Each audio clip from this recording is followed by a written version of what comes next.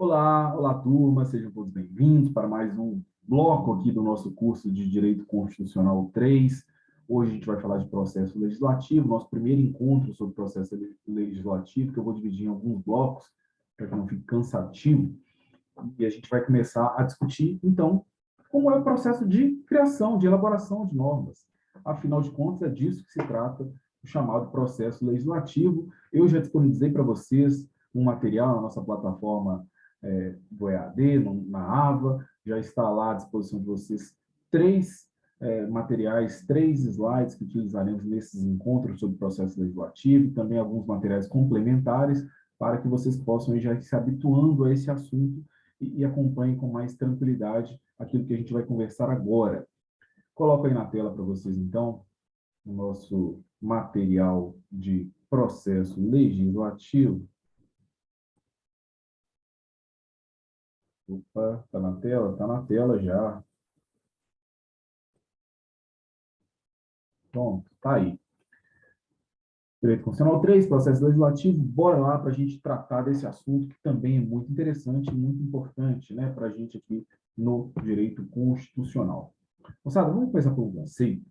Um conceito bom para que a gente consiga compreender o alcance desse assunto, do processo legislativo, leve em consideração que processo legislativo nada mais é que um mecanismo, uma sucessão de etapas, como qualquer processo, uma sucessão de etapas, cujo propósito é elaborar normas, normas jurídicas, criar lei, das mais diversas formas. A gente tem inúmeras modalidades de atos normativos produzidos pelo Poder Legislativo, e todos eles se submetem ao que a gente vai chamar de processo legislativo.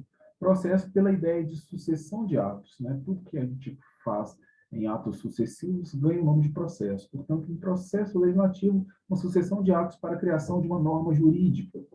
Bom, partindo então dessa primeira premissa, bem geral, é importante que a gente entenda de que tipo de norma a gente está falando quando pensa em processo legislativo.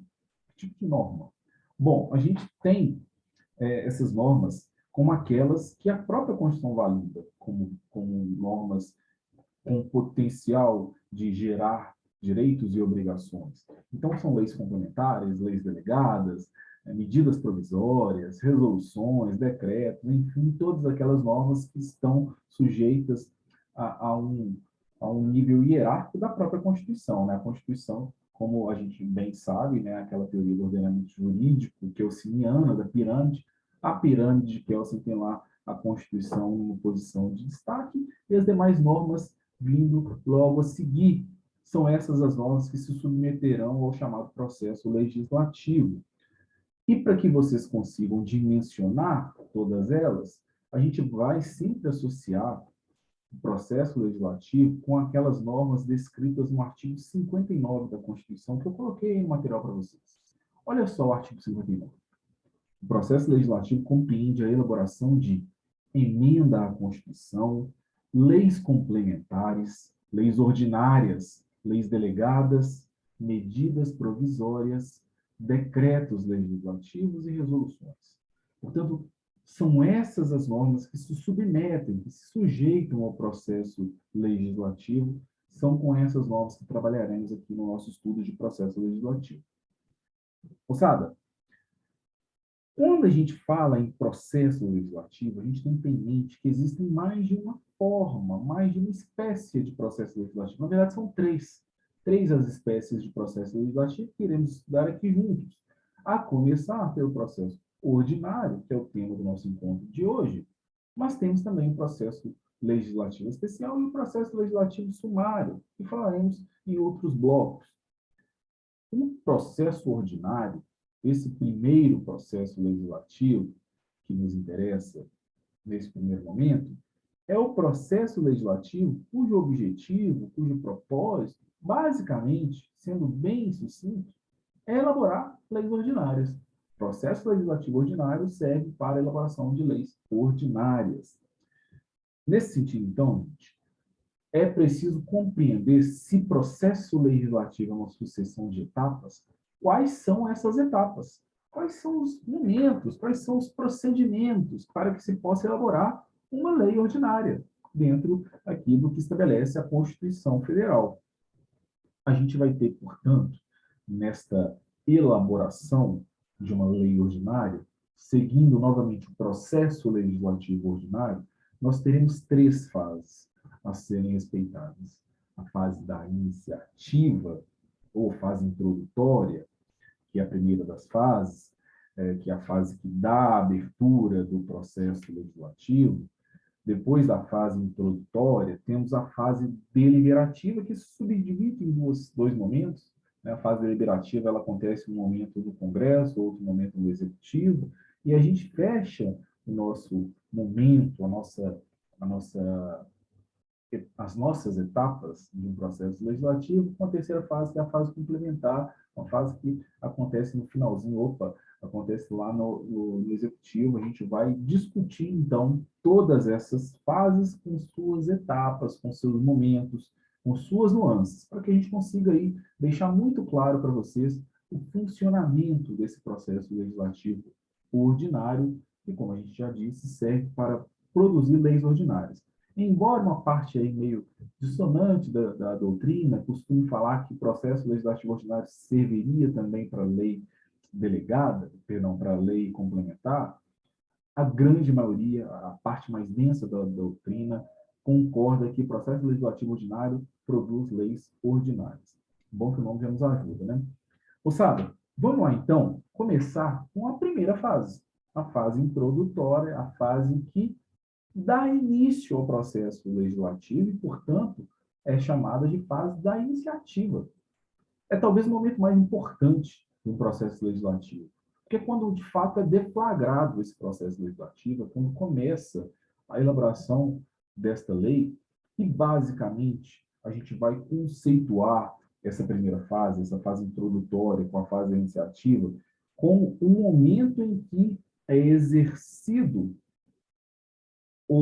a prerrogativa de se dar o início de um processo legislativo assumindo uma competência atribuída pela Constituição. Ou seja, a Constituição estabelece alguns indivíduos que são dotados dessa prerrogativa de poder dar o início a um processo legislativo, de poder começar a elaboração de uma nova norma. Não é para todo mundo, portanto. É preciso que se tenha legitimidade para tanto. E é por isso que a gente fala também em legitimados. Então, como um conceito, a gente vai falar que essa fase introdutória da iniciativa é o ato formal através do qual se dá início ao processo legislativo, é o momento através do qual se apresenta um projeto de lei, para que esse projeto de lei tramite no parlamento a fim de, ao final, ser ou não consubstanciado em uma nova norma. Portanto, iniciativa é uma prerrogativa, é um direito de iniciar o processo legislativo. Eu dizia a vocês que nem todo mundo pode fazer, porque há necessidade de se possuir legitimidade para dar início a esse processo legislativo, para deflagrar esse processo legislativo. E a nossa Constituição estabeleceu alguns indivíduos que possuem legitimidade para tanto. Eu vou pegar aqui na Constituição, e aí eu vou pedir a vocês que abram a de vocês aí, lá no artigo 61. O artigo 61 trata da iniciativa de lei e, basicamente, vai deixar evidenciado aqui quem são os legitimados para a propositura de uma lei, para dar início ao nosso processo legislativo. Artigo 61. A iniciativa das leis complementares e ordinárias, que é o que me interessa, cabe a qualquer membro do Congresso Nacional ou comissão da Câmara dos Deputados, do Senado Federal ou do Congresso Nacional, ao Presidente da República, ao Supremo Tribunal Federal, aos tribunais superiores, ao Procurador-Geral da República e aos cidadãos, na forma e nos casos previstos nesta Constituição.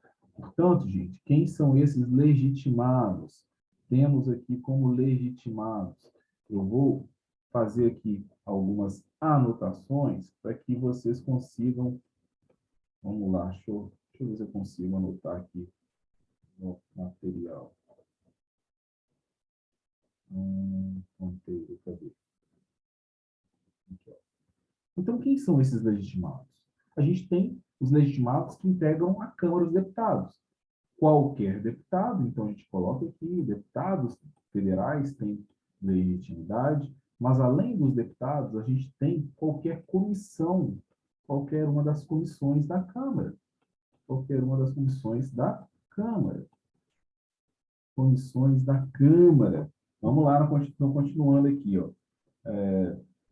Qualquer membro ou comissão da Câmara, portanto, já temos dois aqui atrelados à Câmara, qualquer membro ou comissão do Senado, então, os senadores, qualquer senador, mas além dos senadores, as comissões do Senado. As comissões do Senado. É isso?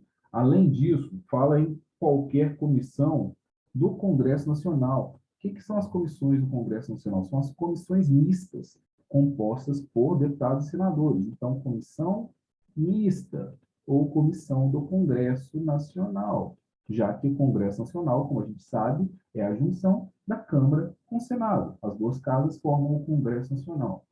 Além deles, temos, e aqui a gente percebe que esses todos aqui integram o Poder Legislativo.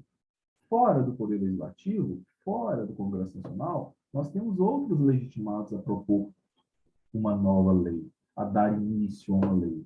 A começar pelo presidente da República, esse com uma legitimidade bem extensa. O presidente da República, ele tem os termos do parágrafo 1º desse mesmo artigo 61, uma série de possibilidades, de temas, de matérias cuja iniciativa de lei são privativas dele, presidente da República, ou seja, só ele pode. Ele pode apresentar sobre todos os outros assuntos, assim como os deputados, assim como os senadores podem, mas existem alguns assuntos, e esses assuntos estão previstos no artigo 61, parágrafo 1º, que somente o presidente da República pode dar início, somente o presidente da República pode propor a lei. Por exemplo, um projeto de lei que fixe ou modifique o efetivo da Força Armada. Eu quero aumentar o tamanho do efetivo das Forças Armadas. Só o presidente da República pode dar início a uma lei com este conteúdo. Claro que a lei vai tramitar no Congresso Nacional, mas quem pode propor? Apenas o presidente da República. Criação de cargos, empregos ou funções públicas aí na administração federal, direta ou autárquica. Quem pode propor? Somente o presidente da República. Portanto, existe uma série de competências privativas do presidente no que se refere à iniciativa de lei. Recomendo a todos que peguem a Constituição, abram a Constituição e leiam cada uma dessas competências que são aí privativas do PR, do presidente da República. Além do presidente da República, também tem legitimidade para propor lei, para iniciativa de lei, o STF. O STF vai propor leis ligadas à regulação da própria magistratura, assim como os tribunais superiores. Os tribunais superiores também podem propor leis ligadas à magistratura, aos entes subordinados a eles, tribunais superiores. Além do STF e dos tribunais superiores, a gente ainda vai ter o PGR. O PGR, Procurador-Geral da República, pode propor leis, tem a iniciativa de lei para propor leis sobre o Estatuto do Ministério Público Federal. O STF sobre o Estatuto da Magistratura, os tribunais superiores sobre o Estatuto dos tribunais abaixo dele. O PGR para o Estatuto do Ministério Público Federal. Esses aqui estão fora do Congresso Nacional. Possuem também a possibilidade, também a prerrogativa de propor normas, de propor leis a partir da iniciativa de lei, mas não integram o Congresso Nacional. E, por último, a gente ainda tem mais uma, que é a iniciativa popular. Iniciativa popular. Que a gente vai falar com mais cuidado aqui. Antes, no entanto, só para a gente deixar esse ponto esclarecido, normalmente, o projeto de lei, quase sempre, tem seu início aonde? A iniciativa de lei é exercida aonde? Onde se propõe, onde se protocola um projeto de lei? Na maior parte das vezes, na Câmara dos Deputados. Então, um projeto de lei de iniciativa de um deputado começa na Câmara, de uma comissão da própria Câmara, começa na Câmara. De um projeto proposto pelo presidente da República, começa a sua tramitação, as suas votações, suas deliberações na Câmara. Do STF, da mesma forma, dos tribunais superiores, da mesma forma, da PGR, da mesma forma. De iniciativa popular, também. Quando um projeto de lei inicia no Senado, quando esse projeto é proposto por um senador, E aí o senador inicia o projeto de lei, a tramitação no próprio Senado, faz o protocolo no Senado.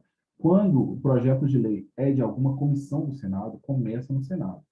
Quando o projeto de lei for de uma comissão mista, aí vai variar. Pode ser tanto na Câmara, com deputado, pode ser no Senado, com senador. E aí fica revezando, é possível que haja a iniciativa nas duas casas.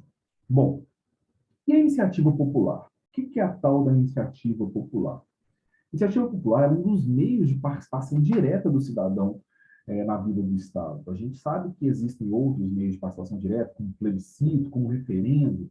A iniciativa popular também é um mecanismo de participação direta do cidadão na vida do Estado, através do qual os cidadãos podem dar início a um processo legislativo, ou seja, os cidadãos podem propor uma nova lei que será submetida à discussão e votação no Congresso Nacional. Mas como é que faz para um cidadão propor? Eu quero propor uma lei, eu chego lá na Câmara, bato na porta, levo meu projetinho? Não é bem assim, né? Não funcionaria assim. Imagine se todo mundo resolvesse propor uma lei, o Congresso viraria uma balbúrdia. Para que se exerça essa prerrogativa, esse direito de iniciativa popular, assegurado pela Constituição, é necessário que se cumpra alguns requisitos.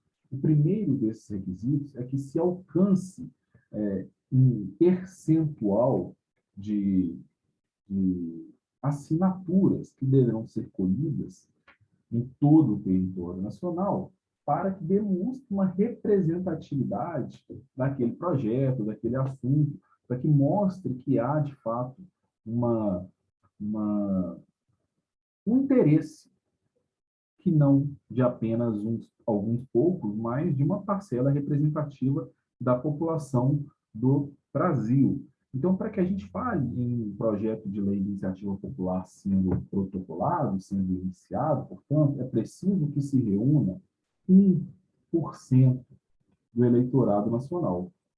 Então, a gente tem aí 220 milhões de habitantes, cerca de 130 milhões de eleitores, mais ou menos, seria por volta aí de 1,3, mais ou menos, milhões de assinaturas para que possamos falar em um projeto de lei que possa ser iniciado por iniciativa popular. Ah, professor, então se eu peguei lá 1 milhão e pouco de assinaturas em São Paulo, eu posso dar início a um processo de votação, de discussão, né, iniciar um processo legislativo? Não, não pode.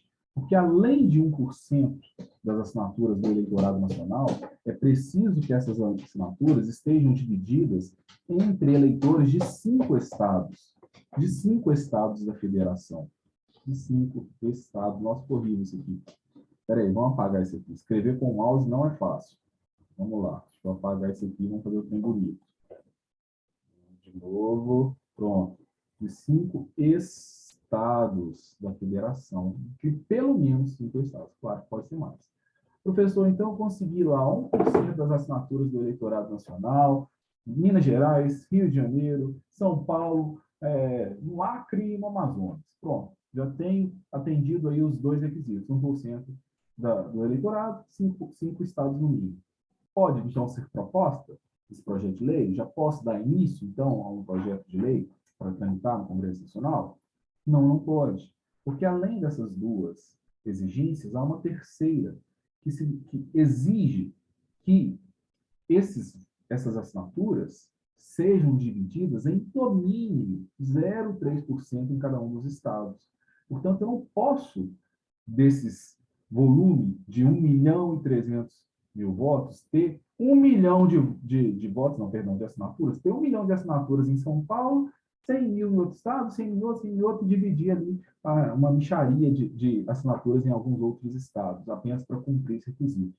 É preciso que tenha se dividido em, no mínimo, 0,3% dos eleitores de cada estado neste conjunto de assinaturas. São 3 requisitos, portanto, que devem ser atendidos para que possamos falar em iniciativa popular. Ela está estabelecida no artigo 61, parágrafo 2º, da Constituição da República Federativa do Brasil de 88. Pronto. Portanto, iniciativa popular é o cidadão dando início ao processo legislativo.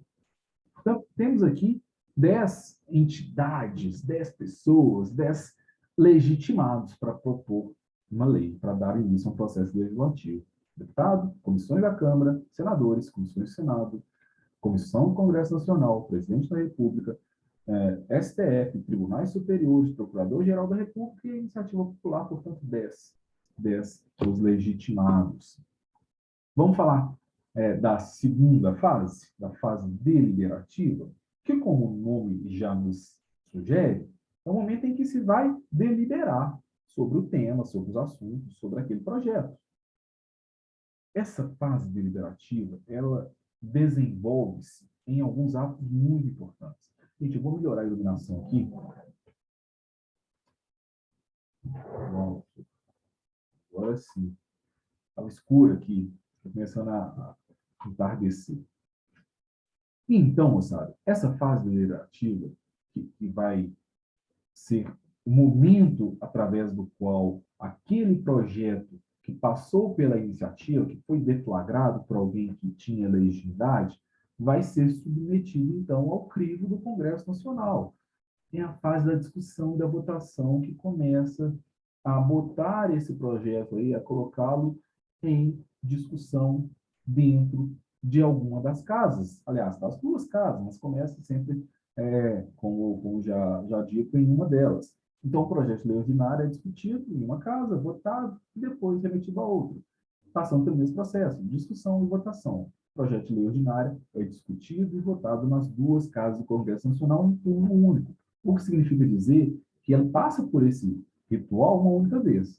Se começou na Câmara, é discutido na Câmara, deliberado ali, na comissão, nas comissões, no plenário, passa por uma votação, se aprovado, vai para o Senado, onde lá também é submetido ao crivo das diversas comissões, depois levado à votação e aprovado ou não. Portanto, passa pelas duas casas em um único turno, não há a necessidade de um retorno. Turma, antes mesmo de colocar um projeto de lei em votação, nessa fase deliberativa, há sempre a atuação das comissões das casas, tanto da Câmara quanto do Senado. Essas comissões são pequenos grupos parlamentares que vão se organizar em torno de alguns temas. Então, a gente vai ter uma comissão de segurança pública, a comissão de meio ambiente, a comissão de direitos das crianças, a comissão de direitos das mulheres, a comissão de direito penal, a comissão de direito civil, a comissão de assuntos internacionais, enfim, são inúmeras comissões temáticas, e tem uma comissão que sempre existe, tanto na Câmara quanto no Senado, que é uma comissão muito específica, que é a Comissão de Constituição e Justiça. Essa com o propósito de fazer uma análise prévia para verificar se aquele projeto de lei é ou não compatível com a Constituição, se ele é ou não constitucional. Portanto, antes mesmo de levar um projeto à votação, ele circula por todas as comissões que tiverem alguma ligação com aquela temática, né? Pode passar por mais de uma comissão temática. Um projeto pode ter interesse da Comissão de Segurança Pública e da Comissão de Direito Penal, por exemplo. Vai passar nas duas, vai ser deliberado ali, os representantes que integram essas comissões irão opinar, irão discutir, irão fazer modificações, se acharem necessário, para que, então, esse texto chegue já com todas as observações necessárias para uma deliberação em plenário, com todos os deputados, com todos os senadores. Então, em regra, o projeto é submetido à apreciação de pelo menos duas comissões. Uma temática, no mínimo, né, pode ser várias, como já disse, e que são essas comissões chamadas de técnicas, e outra que é a Comissão de Constituição e Justiça, aquela que verifica aspectos ligados à constitucionalidade ou não do projeto. E ainda nessa fase deliberativa, a gente vai, finalmente, submeter o projeto à votação plenária. É quando se decide se será ou não aprovado através do voto manifesto dos congressistas. Para a gente chegar nessa aprovação, a gente pensa sempre na seguinte lógica: casa iniciadora, Câmara ou Senado, né, independente de qual seja, casa iniciadora é a primeira a deliberar e a primeira também a votar. Votando e aprovando, é remetido para a segunda casa, que vai ganhar o nome de casa revisora. Portanto, se o projeto começou na Câmara dos Deputados, ali é a casa iniciadora. E o Senado automaticamente vira a casa revisora. Se o projeto começou no Senado, o Senado é a casa iniciadora e a Câmara vira a casa revisora. Bom, se aprovado, vai para a casa revisora. Se a casa revisora aprovou, pronto, o projeto já sobe para o presidente da República para a sanção ou veto. Agora, se a casa revisora, nessa segunda análise, rejeita o projeto que a casa iniciadora mandou para ela, este projeto será, então, arquivado. É o segundo momento aí. Gente, sobre essa questão de arquivamento, é importante a gente discutir um princípio que deve ser entendido por vocês, que é o princípio da irrepetibilidade. O que significa irrepetibilidade? Significa dizer que caso um projeto de lei não tenha sido aprovado nas duas casas, tenha sido rejeitado por uma delas, automaticamente ele será remetido ao arquivo. E isso torna esse projeto impedido de ser novamente apresentado na mesma sessão legislativa. Professor, o que é uma sessão legislativa? É um ano parlamentar, é aquele período que inicia em fevereiro e termina em dezembro. O período em que há atividade parlamentar. Isso é chamado de uma sessão legislativa, o ano todo, o ano parlamentar inteiro. Significa dizer que quando um projeto de lei for rejeitado e, portanto, arquivado, ele fica impedido de ser apresentado naquele mesmo ano. Posso apresentar o mesmo projeto de lei no ano seguinte? Sem problema. Uma nova sessão legislativa pode deliberar novamente sobre esse mesmo projeto de lei. Professor, mas o projeto de lei que eu apresentei era bom, foi rejeitado, e eu preciso tentar mais uma vez. Posso tentar mais uma vez? Na mesma sessão legislativa, no mesmo ano? Pode, desde que você tenha um recurso assinado pela maioria absoluta da casa que pretende voltar com o processo a tramitar. Isso está previsto no artigo 67 da Constituição. O que é maioria absoluta, gente? Maioria absoluta significa 50% mais um da totalidade de membros. Então, não dos presentes na votação, seria uma maioria relativa, mas da totalidade. A maioria absoluta na Câmara é 50% mais um dos 513 deputados. No Senado, 50% mais um dos 81 senadores. O que acontece na casa revisora, gente? Quando na casa iniciadora o processo é aprovado, ele é remetido à casa revisora. E lá na casa revisora, pode acontecer o seguinte com esse projeto. Ele pode ser aprovado também. Aprovado sem emendas. Emendas são acréscimos, são modificações que a casa revisora pode propor. Então, se ele for aprovado sem emenda, sem nenhuma modificação, a gente vai falar que esse projeto foi aprovado. E, portanto, ele será encaminhado ao chefe do executivo para que, então, uma nova fase se inicie, que é a fase de sanção ou veto. Agora, se na casa revisora esse projeto for rejeitado na sua totalidade, a gente vai enviá-lo ao arquivo, e aí vem aquele princípio que eu acabei de falar, princípio da irrepetibilidade. Esse projeto não poderá ser proposto novamente nessa mesma sessão legislativa, teremos que esperar um ano, via de regra, para propor novamente. E um terceiro caminho é possível. É possível que a casa revisora aprove, mas aprove fazendo alguma emenda, fazendo alguma alteração, fazendo alguma modificação. Se a aprovação for com emenda, o que acontece com esse projeto de lei? Ele já sobe para o presidente? Ainda não. Ele vai retornar à casa iniciadora apenas para que a casa iniciadora delibere sobre as emendas, e não sobre o restante. Porque o restante a casa iniciadora já tinha aprovado antes. Eu só vou mandar de volta à casa iniciadora aquilo que foi mudado. Casa iniciadora, mudamos isso aqui. Eles vão ter, então, a possibilidade de deliberar sobre essas mudanças. E aí, se a casa iniciadora aceitar as mudanças, o que vai acontecer? O projeto passa, então, a incorporar essas mudanças e será remetido ao chefe do executivo, presidente, se for uma lei federal, se for, no caso de uma lei estadual, ou governador, enfim, será enviado ao chefe do executivo para que o chefe do executivo possa sancionar ou vetar. Agora, se a casa iniciadora, quem deflagrou o processo legislativo, não concordar com as emendas que a casa revisora fez, sabe o que acontece? A casa iniciadora apenas rejeita as emendas e envia ao presidente da República o projeto com a redação original, com a redação que ela aprovou inicialmente. Portanto, se rejeitado o projeto enviado sem as emendas para sanção ou veto do chefe do executivo com o texto original.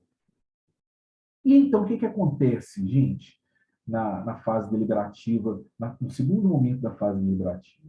É o momento da fase deliberativa no Poder Executivo. E, nesse momento, cabe ao chefe do Executivo duas possibilidades. Né? Não existe sanção e veto, na verdade é sanção ou veto, porque um é excludente do outro.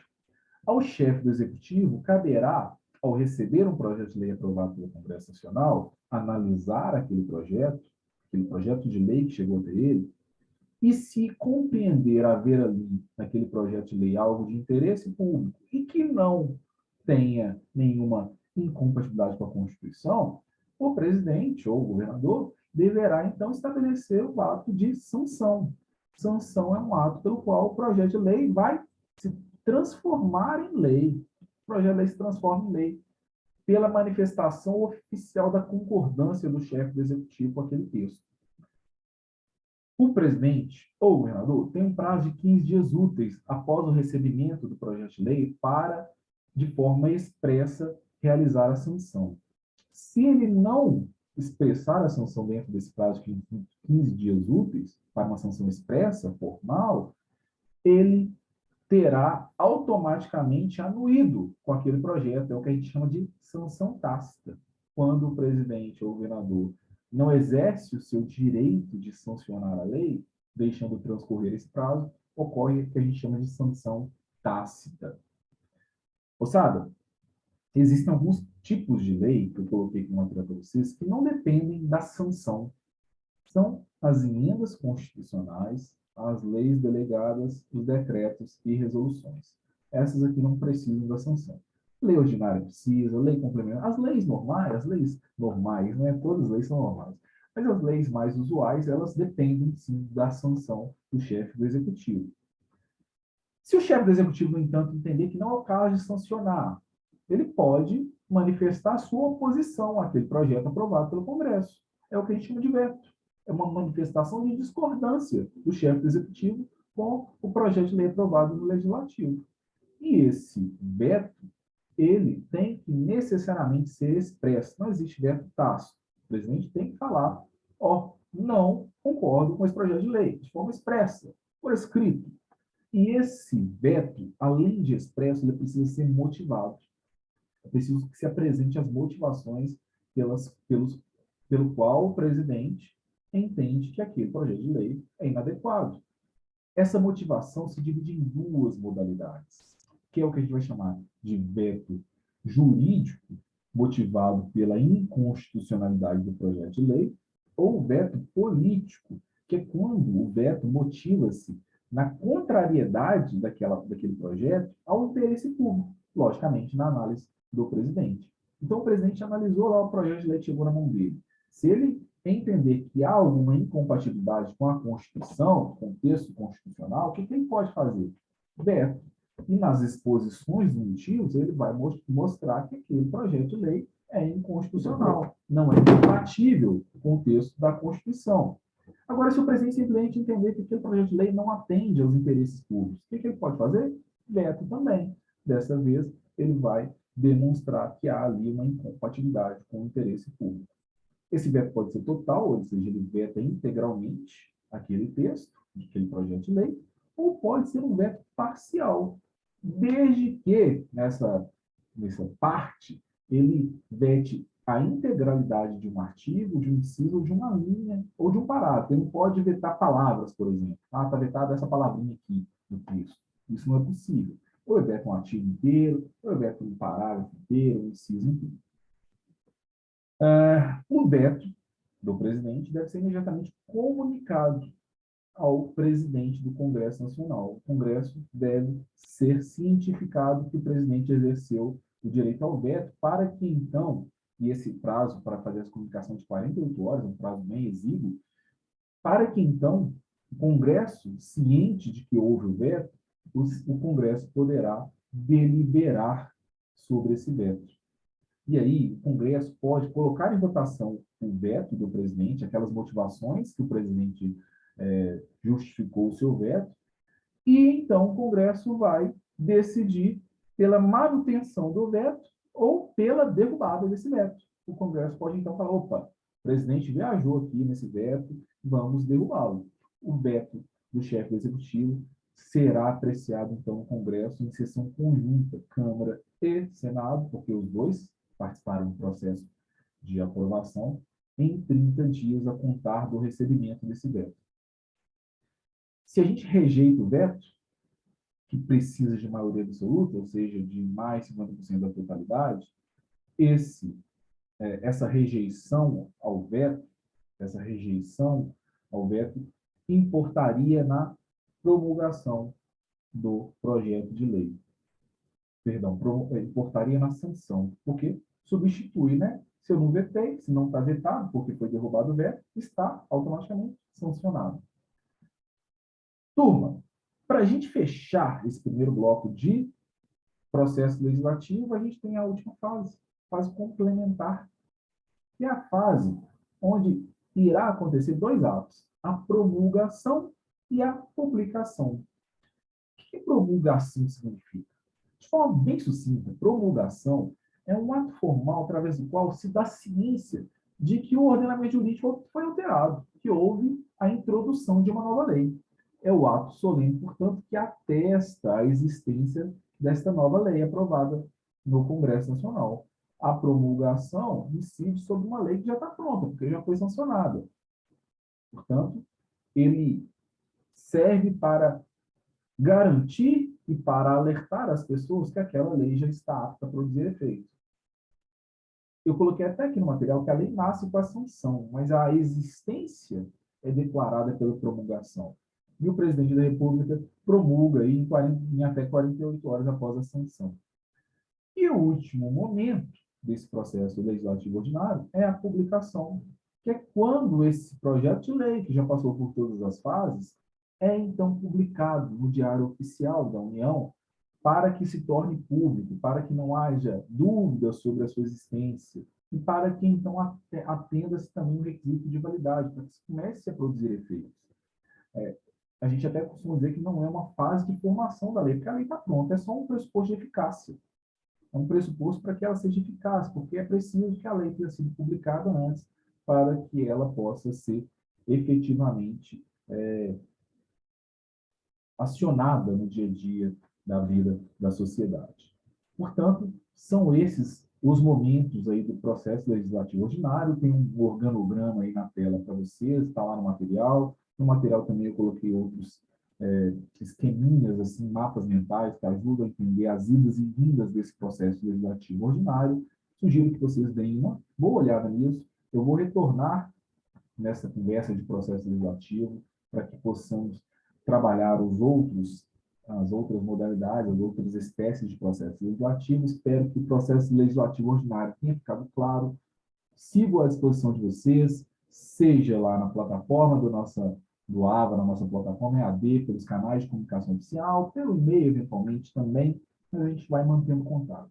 Agradeço mais uma vez a todos que me acompanharam aqui. Aqueles que quiserem acionar aqui a notificação, se inscreverem no canal, embora eu sempre irei comunicar através da plataforma que um vídeo novo foi postado. Quem se inscrever no canal e assinar o sininho de notificação vai ficar sabendo sempre antes que um novo vídeo já foi postado. Quero agradecer mais uma vez a presença de todos, acompanhar essa nossa conversa com a paciência que ela exige e espero que tudo tenha ficado claro. Se não ficou, pode me chamar, pode procurar o professor, que a gente está à disposição. Um grande abraço e até a próxima. Valeu, moçada!